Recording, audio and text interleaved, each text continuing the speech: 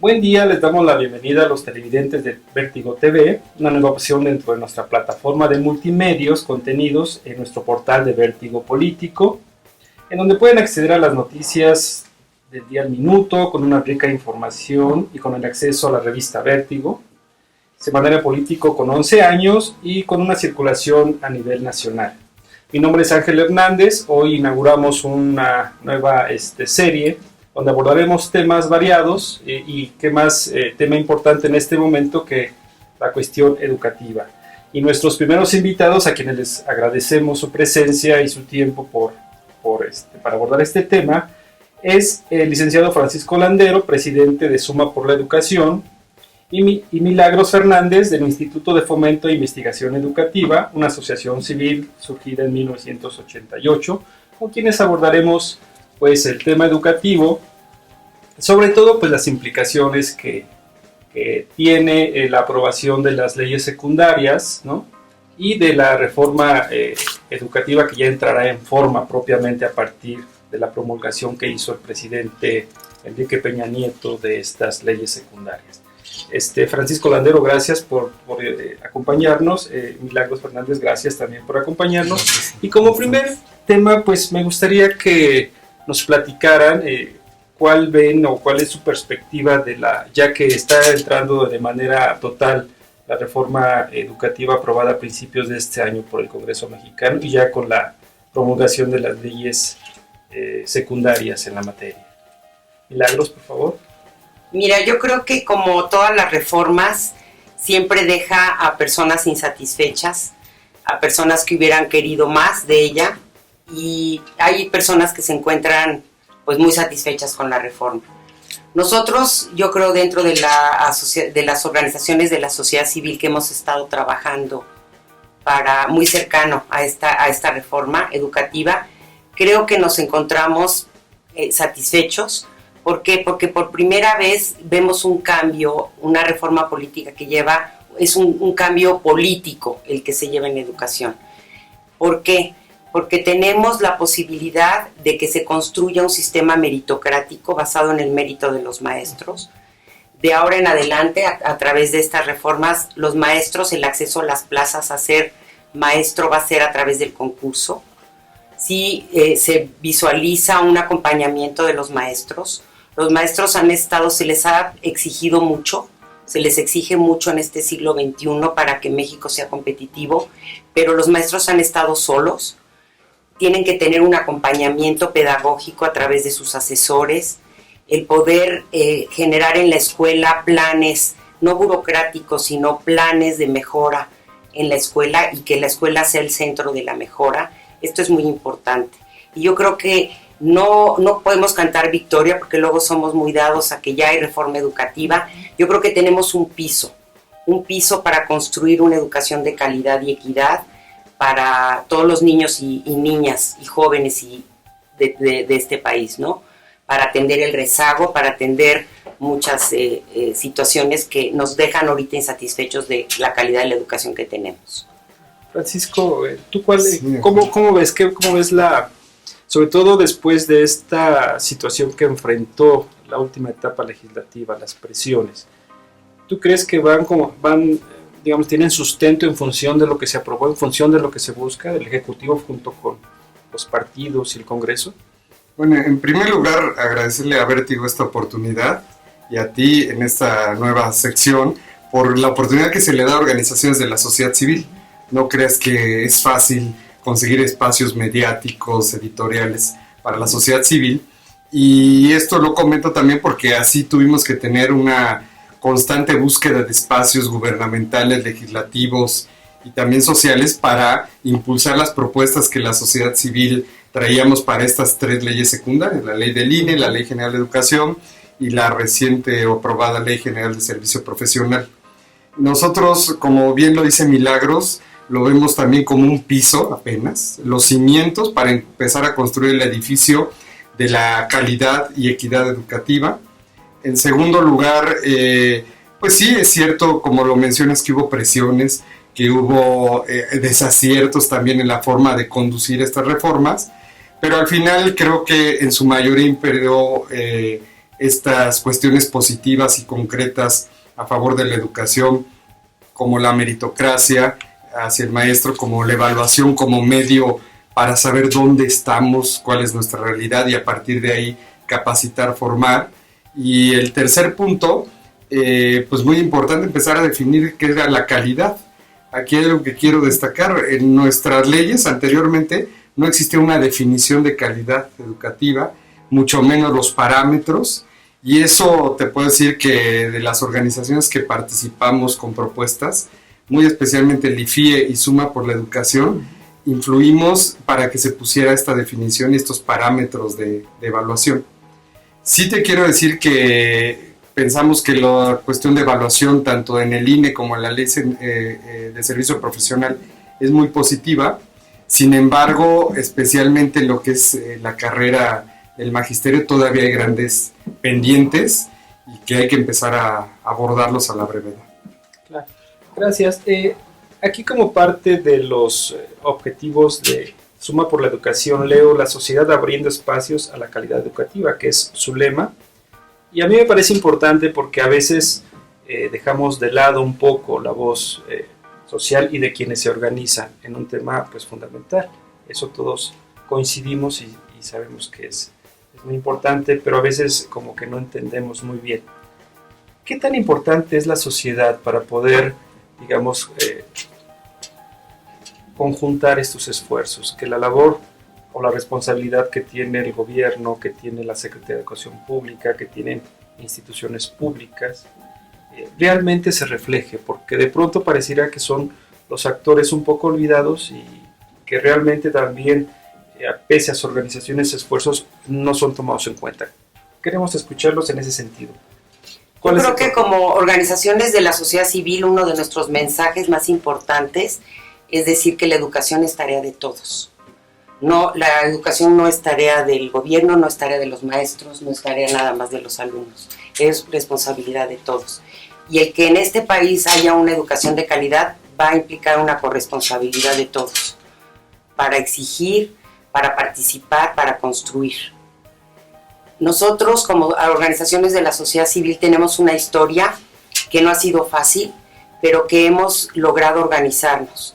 Te platicaba antes de esta entrevista que hicimos en las campañas presidenciales, nos agrupamos casi 300 organizaciones de la sociedad civil bajo el lema de 10 por la educación.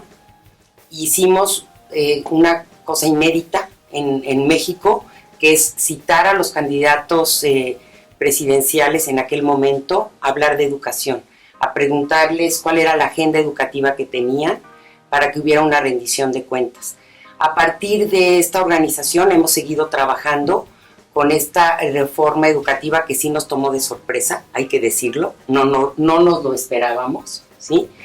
Y al tomarnos de sorpresa nos organizamos y estuvimos muy cercanos tocando puertas, que no fue fácil, tanto al Pacto por México como a las cámaras, a los senadores, a las comisiones de educación de ambas cámaras, acercándonos a ellos para decir cuál era nuestra propuesta de reforma, ¿no? en las leyes secundarias. Y además es una organización que tiene un prestigio, porque no nada más son asociaciones de la sociedad civil que tienen que ver con educación y que saben de educación, que llevan muchos años estudiando el tema.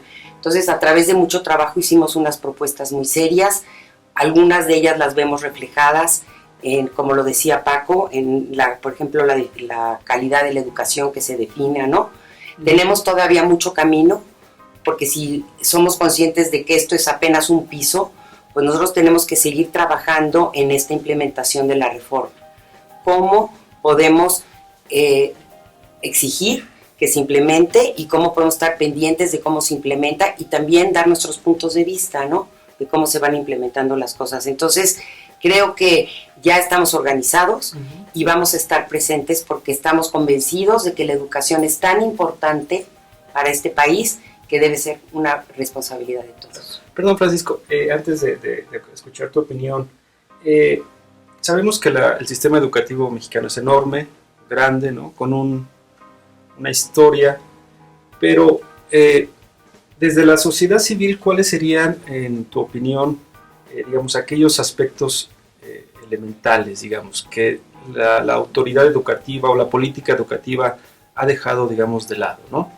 Y incluso ustedes tienen una propuesta, pero primero me gustaría que me comentaras qué es lo que ven, digamos, qué es lo que realmente se ha dejado un poco de lado, que nos ubica en el actual contexto educativo.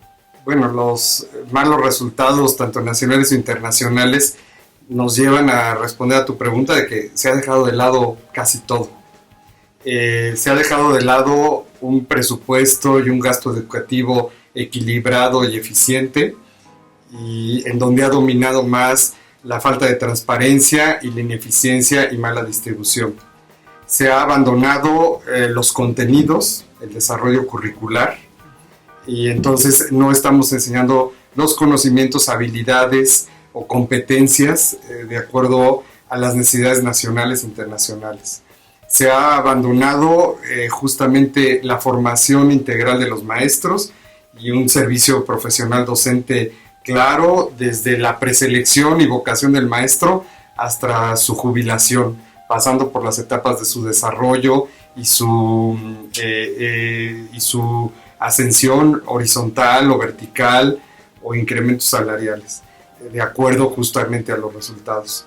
Y también pues se ha abandonado y se había hecho a un lado no solo al Estado, sino los derechos de los niños y jóvenes a una educación de calidad. Si nosotros vemos, en las últimas semanas se habla mucho del derecho a los maestros a todo lo que sea, pero se habla mucho menos de los derechos de los niños y jóvenes a tener clases o educación de calidad. Entonces estos aspectos que te menciono son todo lo que conforman un modelo educativo, y por eso durante décadas ha estado maltrecho y ha originado estos malos resultados. Entonces hay que hacer todo, la estructura, los pisos. Por eso decimos que para modificar ese modelo, pues lo primero era hacer reformas jurídicas que le den estabilidad, concreción y le den una base para empezar a construir todos estos temas que te he mencionado. Y todo esto permeado también por la participación social. Aquí déjame decirte también como cuestión positiva que estuvimos impulsando, y ahí la responsable de empujar mucho este tema junto con nosotros fue la Unión Nacional de Padres de Familia, el tema de la participación de los padres en la educación. Y en ese sentido tuvimos un logro muy importante, que por primera vez en la historia de nuestro país se reconoce al padre, la madre de familia, como parte del sistema nacional educativo, o sea, como elemento clave para construir también la educación de los propios niños. El mismo sistema había alejado al padre como representante en la escuela, en el área, en el salón. Definitivamente. Por ley no lo estaba, por lo menos. No, el único espacio que tenía el padre eran los consejos escolares, que todavía siguen muy acotados, pero esa era la única parte. Ahora, al reconocérsele como parte del sistema, se podrán dar otras cuestiones positivas, como el que también se evalúen estos consejos para ver si están funcionando, cuáles son las áreas de oportunidad para mejorarlos y fortalecerlos. Claro. Milagros, cuando hablamos de educación siempre hablamos de calidad, que es el gran déficit, entre otros, lo segundo que nos acaba de comentar Francisco. Pero la calidad es lo que nos preocupa realmente. O sea, si realmente queremos ser un país, digamos, estar en condiciones competitivas con otras naciones de nuestro mismo nivel o aspirar a otro desarrollo mucho más amplio, siempre hablamos de la calidad. Uh-huh. Pero la calidad la entendemos de manera diferente todos, ¿no? Por lo menos los actores que están involucrados en el problema. ¿Cómo entender la calidad en este sentido desde la sociedad civil o de los esfuerzos que ustedes están realizando? Yo creo que esta es una pregunta muy importante, porque creo que uno de los retos que tiene esta reforma es que construyamos ese concepto de calidad, lo socialicemos entre los padres de familia, los maestros, las autoridades, y todos trabajemos para esto. Pensamos que, revisando muchísima bibliografía y tanto internacional como cosas que se han dado en México, hay dimensiones muy claras que te hablan de la calidad. Por ejemplo, una de ellas es la equidad, ¿no? ¿Qué encontramos en México? Si tú revisas los resultados de la prueba enlace, por ejemplo, vemos que las zonas más pobres tienen los peores resultados. Y esto es muy injusto. La educación estamos negándole la posibilidad que hay para la movilidad social. A través de una educación de calidad, a pesar de que vengas de una comunidad muy pobre, podrías ascender, podrías tener un buen empleo. Y sin embargo estamos condenando a estos niños a una educación de segunda o yo diría de tercera, injusto. Eso tiene que cambiar. La educación de calidad es pertinente. ¿Qué quiere decir? Que México es muy diverso. Entonces no podemos tener una educación que responda, por ejemplo, a las necesidades de las zonas urbanas, ¿no? ¿Qué pasa con las escuelas indígenas? ¿Qué pasa con las escuelas que están en sierras, que están en comunidades campesinas? Tienen que responder esa educación a los intereses de esa comunidad. Y hemos visto ya esfuerzos en México. Estoy pensando, por ejemplo, en una telesecundaria que la presentamos en clase, ¿no? En clase 2012 que buscábamos presentar estas nuevas prácticas educativas. Pues es una comunidad indígena en la que además del currículum oficial, los chamacos, los jóvenes están teniendo oportunidad de conocer también sus saberes locales. Entonces, esto de la pertinencia es muy importante, ¿sí? ¿Qué otra cosa? Pues que los resultados, ¿no? Sean, todo el mundo lleguemos a los mismos resultados y claros, ¿no? Que haya una base mínima. Todo el mundo tenemos que saber leer y escribir, comprender, ¿no? Lo que leemos mínimamente. Y eso debe ser una base común. Entonces, creo que sí, ya tenemos mucha claridad. Creo que el Instituto Nacional de Evaluación Educativa tiene que ser una pieza clave en esta socialización del concepto de calidad y que los padres de familia sepan también qué es calidad para exigirle trabajar por ella, ¿no? Porque hay muchas cosas, si estamos como padres de familia alejados de la escuela, no me doy cuenta de que mi hijo a lo mejor en quinto de primaria todavía no sabe leer y escribir. Grave, muy grave. Entonces tenemos que estar, para potencializar el desarrollo de los niños y de los jóvenes, estar padres de familia y escuelas muy unidos. Perdón, Francisco, y esto que nos comenta Milagros sobre las condiciones que se deben cumplir mínimamente para que tengamos una educación mucho mejor, mejores resultados de calidad. A veces se piensa que esto se puede resolver con recursos económicos, pero ofreciendo tecnologías más recientes, ¿no? Con computadoras o todo este tipo de cuestiones. ¿Esto es, ustedes lo ven así que es así o tendrá que requerir otro tipo de esfuerzos, otro tipo de aplicaciones para que pueda realmente lograr los resultados que se buscan? Tocaste otro tema clave para realmente tener una reforma educativa de fondo. Dos elementos, ¿no? El gasto educativo y la tecnología. Bueno, estos son auxiliares de la educación, no son los fines propios de la educación, son los medios. Y efectivamente en nuestro país tenemos un paradigma que es que cuanto más recursos haya va a mejorar la calidad educativa. Perdón, y nada más, si tú le das una computadora a un niño, con eso él va a ser un estudiante, digamos, bueno, por decirlo. Son dos paradigmas falsos, uno que a mayor gasto, mayor calidad educativa, o a mayor distribución de aparatos tecnológicos va a mejorar también el aprendizaje. Y no es así. Tenemos en México que se invierte entre inversión pública y privada cerca del 6.5% del PIB, y comparado con los países de la OCDE, México es en ese sentido de los que más invierte como parte de su producto bruto y en general en el gasto educativo. Sin embargo, siempre peleamos el último lugar ahí, por ejemplo, con Turquía, en calidad educativa. Entonces el tema no es solo incrementar, sino distribuir mejor donde haya la demanda educativa y donde haya las deficiencias educativas. Por ejemplo, ahorita la demografía nos indica que debemos ya empezar a invertir más en educación media superior, tanto en cobertura como en calidad de instrumentos pedagógicos. Y sin embargo, la tendencia es seguir incrementando la básica. Entonces, habrá que hacer una revisión de los recursos y los recursos adicionales que se obtuvieran, en dado caso con la reforma fiscal que viene, se deben invertir a otros sectores generalmente olvidados. Y en cuanto a la tecnología es lo mismo.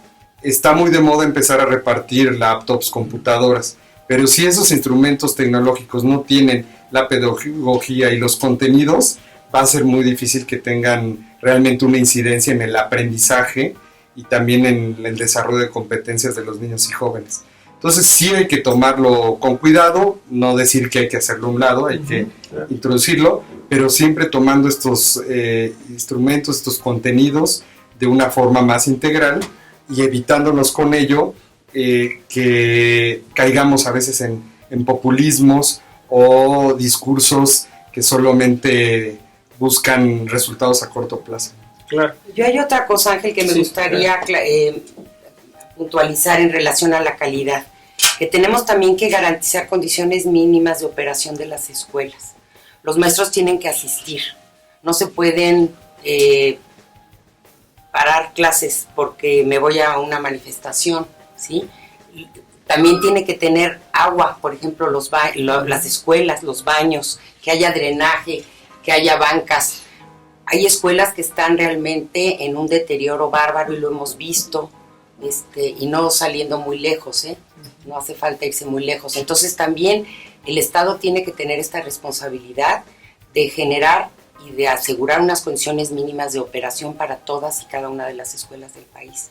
Por eso el censo que se va a levantar como un paso después de estas reformas, ¿no? Ya que fueron promulgadas. ¿Cuántas escuelas hay? ¿Cuántas escuelas hay? ¿En qué condiciones? Digo que es complicado, o no lo entendemos, que después de tantos años no se cuente con esa información de manera adecuada, ¿no? Es lo que es sorprendente. Así es.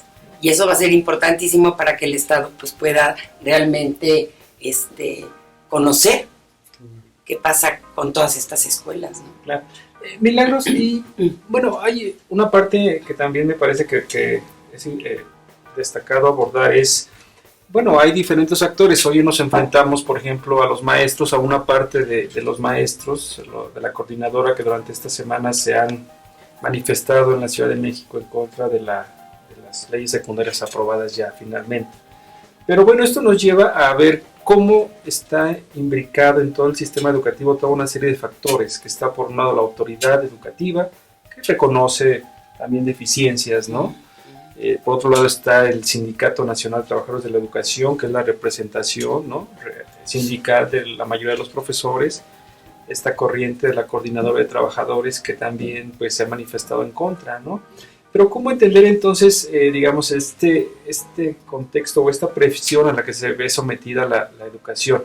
Entendemos, o por lo menos así lo quiero ver, entendemos que rinden una serie de derechos, pero también es claro que se tiene que mover la educación, tiene que haber cambios que todos por lo menos en ese sentido coincidimos que se requieren. A lo mejor unos en un sentido u otros en otro, pero todos estamos conscientes que se tiene que mover y se tiene que cambiar. ¿Tú cómo ves ahí los factores de estos intereses que a final de cuentas se mueven, se afectan, claro, y vemos las manifestaciones? Yo creo que México desafortunadamente tiene una democracia muy reciente y el sistema educativo se manejó respondiendo también a intereses corporativistas y no poniendo al niño ni a los jóvenes al centro, ¿no?, de la política educativa. Tenemos hoy la oportunidad de que esto cambie. Sí se están tocando muchos intereses importantes, pero yo creo que si ponemos todos al centro al niño y a las escuelas, vamos a poder lograr un diálogo. Eso es lo que yo buscaría. Sí está la situación preocupante. Ayer mismo el instituto que dirijo, me enteré de manera directa de que en León, Guanajuato, maestros de escuelas públicas afiliados al Sindicato Nacional de Trabajadores de la Educación se vieron amenazados de perder su empleo si no salían a marchar. Maestros que están convencidos de la reforma educativa. Entonces esto pues es realmente muy preocupante. Que en sentido contrario de lo que se esperaría. De lo que, ¿no?, se esperaría y de lo que hemos oído, ¿no?, de que el sindicato apoya. Entonces yo sí buscaría el llamar a estos maestros a que sí realmente denuncien estas situaciones, que no se sientan amedrentados. Tenemos, como lo decía anteriormente, la educación debe ser tarea de todos, cada uno en el ámbito que nos corresponde, en nuestro círculo pequeño de influencia, que realmente nos tomemos a la educación en serio. Tenemos una oportunidad única en este país de realmente ofrecer una educación de calidad. Tenemos apenas el piso. Si no trabajamos todos a favor de una educación de calidad, no la vamos a tener. Eso es lo que yo diría. Francisco, perdón, y para no dejar de lado, ustedes también en Suma por la Educación tienen una propuesta sobre una tercera etapa de reforma educativa, que ustedes llaman ya la aprobación de las leyes y de la entrada en vigencia de la reforma, pues una segunda etapa. Ustedes proponen una tercera etapa, transitar hacia allá. ¿Nos puedes explicar, de manera muy concisa, o los puntos más importantes de esto que ustedes están proponiendo que se Claro que sí. trabaje? Mira, y lo comentaba en el bloque anterior, la primera etapa fue la aprobación al cambio de la Constitución en su artículo 3, la segunda, las leyes secundarias, y la tercera, lo que viene es otros elementos y la instrumentación. Los elementos son la redistribución y eficiencia en el gasto público en la educación y un federalismo más transparente en el gasto educativo. 2, la reforma curricular o a los contenidos, a los programas y planes de estudio. 3, el tema de la equidad educativa para las comunidades menos favorecidas, como son niños con discapacidad, como son indígenas o comunidades rurales, ¿no? Entonces, teniendo esos pilares más fortalecidos, podremos transitar un mejor modelo, y eso es lo que llamamos la tercera etapa de lo que viene, en donde ya debe haber una oportunidad decidida, clara y mayor de la sociedad civil para lograr verdaderamente estos cambios y que no se vayan a quedar en letras, en leyes, como muchas veces sucede. Y esta tercera etapa lleva y conlleva necesariamente el hablar de participación. Los maestros tienen que estar presentes para definir un marco de qué es un buen maestro, ¿sí? Los padres de familia tienen que estar presentes para construir un marco de qué es una buena participación en la escuela. Las organizaciones de la sociedad civil tienen que estar presentes. O sea, ahora sí nos toca que haya una convocatoria y en la que todos podamos tener una mesa de diálogo para construir realmente un buen edificio, ¿no? Que es una buena imagen que nos dio Paco, ¿no? Claro. Pues bueno, les agradezco mucho, Milagros Fernández, Francisco Landero, les agradezco mucho que nos hayan acompañado a este primer programa que voy a tener el gusto de conducir, y bueno, en materia educativa, que más que oportuno, ¿no? Por las repercusiones que tiene, la importancia que tendrán todos estos cambios. Y a ustedes, amigos, pues les agradezco mucho que nos hayan acompañado, y los invito para que estén nuevamente con nosotros en otro tema de interés social y que seguramente les llamará la atención. Gracias, muy amables.